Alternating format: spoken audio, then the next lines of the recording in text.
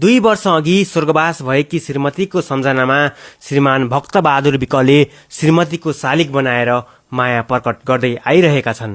भक्तबहादुरले आफ्नो श्रीमतीलाई दिएको माया र सम्मानको धेरैले प्रशंसा गरिरहेका छन्। सम्बन्धलाई चाहिँ जोड्ने भनेको प्रेम मात्रै हो।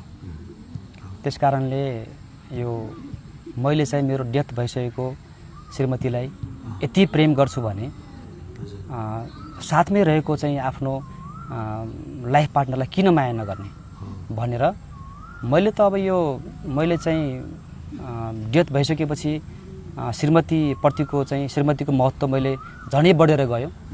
लाइफमा धेरै महत्त्वपूर्ण भूमिका हुँदो रहेछ र जिउँदो रहने मान्छेहरू यानि कि आफूसँग चाहिँ लाइफ पार्टनर हुनुहुन्छ, श्रीमान श्रीमती हुनुहुन्छ, उहाँहरूले पनि आफ्नो चाहिँ श्रीमान श्रीमतीलाई प्रेम गर्नुपर्दो रहेछ, प्रेम गर्नुपर्छ। उहाँले डेथ भइसकेको मान्छेले यति प्रेम गर्नुहुन्छ भने हामीले किन घृणा गर्ने त भनेर आफ्नो चाहिँ लाइफ पार्टनरलाई प्रेम गर्नुपर्छ भन्ने सन्देश चाहिँ मेरो चाहिँ त्यो भिडियोहरूबाट चाहिँ व्यक्त हुन्छ। अन्तिममा चाहिँ जोड्ने प्रेम नै हो। प्रेमको माध्यमबाट नै लाइफ अगाडि जिउन सजिलो हुन्छ।